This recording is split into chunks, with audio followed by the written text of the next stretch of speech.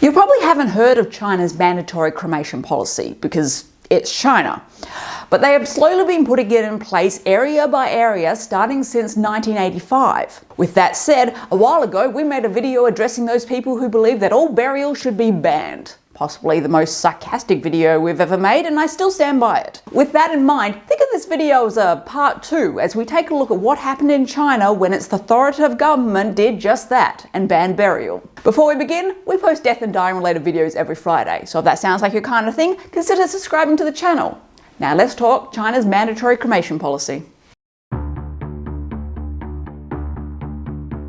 China has an incredibly long history all the way back to ancient times. And throughout all of that time, the predominant method of body disposal has been burial. Traditional burial customs show a strong belief in life after death and the need for ancestor worship amongst the living. Confucian philosophy calls for paying respect to one's ancestors as an act of family virtue, and these ideals still inform funeral rites for many Chinese people today. This strong need within people to be buried even managed to survive Mao's Cultural Revolution, where he tried to destroy everything considered traditionally Chinese.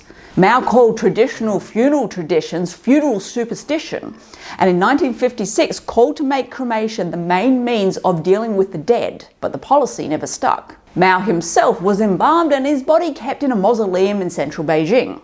The Chinese Communist Party are also not so thrilled with their people holding on so tightly to traditional beliefs, nor are they thrilled about the worshipping of ancestors. It is unbefitting of an officially atheist state. Religion is a threat to the Communist Party's control, after all. But they also cited population issues and a lack of arable farmland as reasons for needing change, and so the policy began. In February 1985, a front-page article in the People's Daily newspaper informed millions of people that new regulations were about to come into play. The government had ordered mandatory cremations and the banning of religious graveyards in heavily populated areas. Furthermore, the government called cremation more civilized and simplified than age-old burial rites still practiced by many of Chinese 1 billion people, and it threatened punishment for those who didn't comply.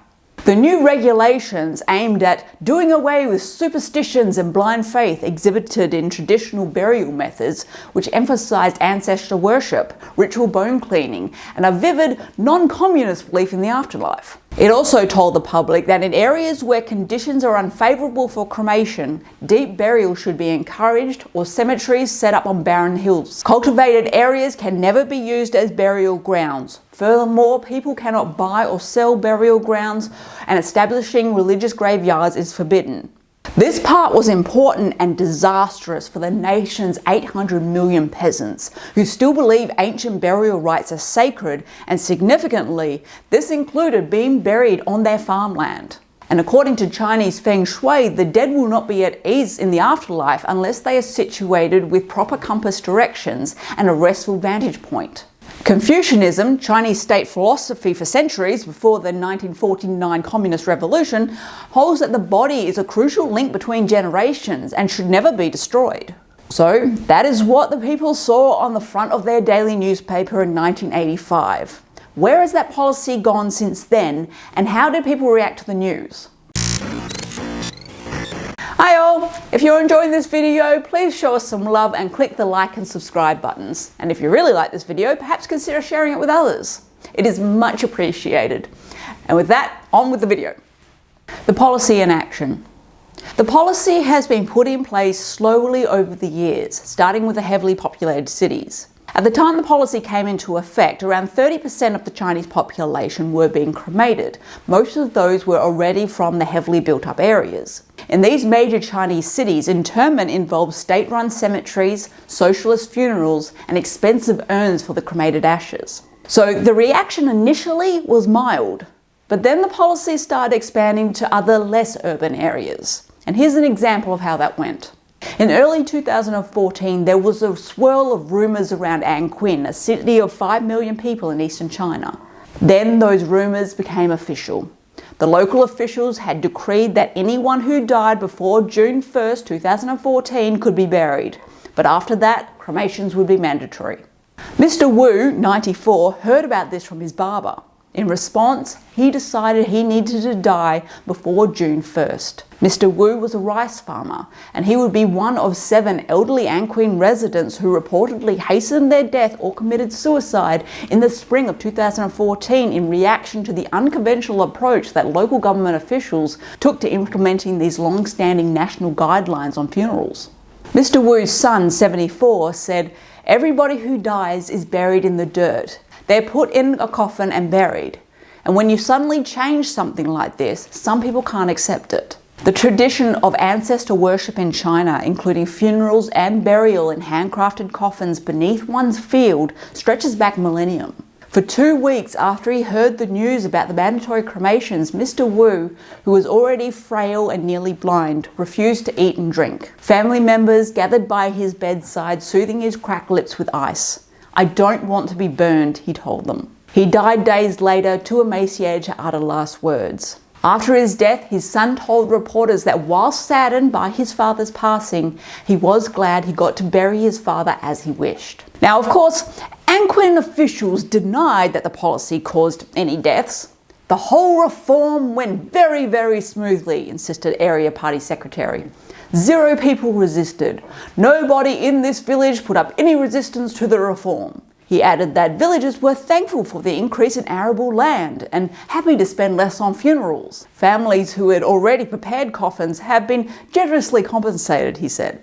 Villagers around the country strongly disagreed, however, with many telling reporters how their elderly neighbours had drank pesticide. One jumped down a well, another hung herself after officials destroyed her coffin in front of her. Mr. Wang, a 53-year-old fisherman from a village of only 1,500, said his 81-year-old mother hung herself from a tree after hearing about the policy in May 2014. "Not one person here actually wants to be cremated," he said. "Maybe one exception is the party secretary, but no one else." He then went on to say, "The village government forced us to sign an agreement to say that my mother didn't die because of the funeral policy, that she died because of a fight with a neighbour." In 2018, officials in southeast China were ordered to moderate their enforcement of the 0 burial policy after videos circulated of elderly villagers weeping as coffins were dragged from their homes and destroyed. In rural China, families can save for years to buy high-quality handcrafted coffins for their loved ones. These coffins are often stored at home where they are believed to bring good luck and longevity. Videos and photos surfaced of officials forcibly removing coffins from the homes of distraught residents, most of them elderly. Villagers apparently tried to stop the officials by lying in the coffins. Photos show a pile of coffins lined up on the road waiting to be crushed by excavators. In one video, keeping in mind that in rural China it is common to have days-long wakes with the bodies in attendance, officials appear to pull a corpse from the coffin as bystanders kneel on the ground crying. Another video shows officials taking an axe to one of the coffins. The province's Department of Civil Affairs issued a notice saying that a number of county-level officials had taken simplistic and extreme actions that had hurt the feelings of local residents. It called on officials to take a steadier, slower approach and to respect the dead, console the living, and provide services to the public. But since the policy started to be implemented, there have been many more issues. In 2012, the government of Zhaoqiao, a sprawling city in Henan, one of China's poorest provinces, demolished 400,000 graves to reclaim arable farmland, sparking a nationwide controversy. Villagers accused the government of plans to flip the reclaimed land for profit, and in the following winter, they restored scores of graves in retaliation. In December 2013, authorities in the Ancheng dug up a recently buried corpse of an 83-year-old man, doused it in gasoline and set it on fire when the man's family refused to cremate him. Less than 2 years later, 2 Guangdong province officials were caught buying corpses from grave robbers to meet cremation quotas. Both were arrested. Now, obviously, local and federal governments are not going to publicise stats that make them look bad. But between human rights organisations and reporters, it is estimated that around 120,000 elderly residents have intentionally committed suicide or hastened their death as a result of this policy reaching their province since 1985 in order to be buried.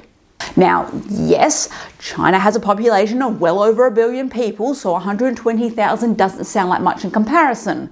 But that's still a lot of people. A lot of people who felt so strongly about their death rituals and what they signify that they were willing to have death come sooner just to achieve that. That is 120,000 who died horribly because the government forced this policy on them. Now, I haven't been able to find a map or anything of where this policy has been enforced and where it is still yet to get to, but it is still ongoing. In May this year in the Hubei province, villagers were told the policy was going to come there and be put in place, and thousands of them protested and blocked National Highway 316 and continued to protest for 3 days. Now, keep in mind how much China's government dislikes protests and what they will do to people who do so, and that will give you some idea of how important these people feel this issue is. The new regulations say that as of March 20, 2024, all residents in the prefecture who die should have their cremains buried in the new public welfare cemeteries constructed in recent years. The prefecture announced the aim of the federal government's wish for the 100% doctrine. 100% uniform funerals, 100% of cremation, 100% of burial of the ashes in public welfare cemeteries. Since the construction of these new cemeteries has cost in excess of $37 million, the prefecture asked all citizens to buy a place for their ashes for 3,000 won for each member of the family, or more in certain cemeteries. In fact, they do not actually buy but rent for 20 years, and after that it's kind of unclear about whether the ashes will be dispersed or whether families will be asked to pay for extra fees.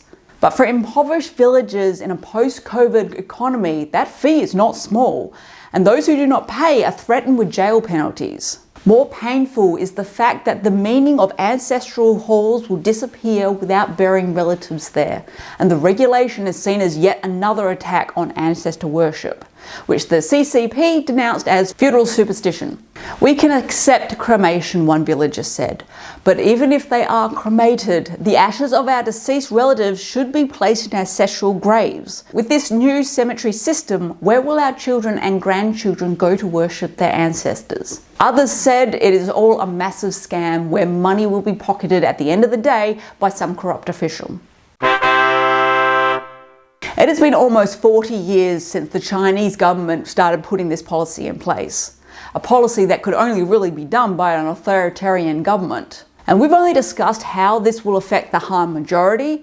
Think of how this policy would impact China's minority groups, particularly its Muslim majority, who the government is already trying to exterminate. The Chinese government will always tell its people and the outside world that they are doing this to save space and create space to make food. And in the heavily populated areas, they may have a point. But enough leaked documents have arisen over the years to confirm what most experts already assumed. It is about controlling their people. The government wants its people to think and act as they do and not hold on to tradition. So to people who feel that burial and cemeteries should be banned, be careful what you wish for. With that, go talk death.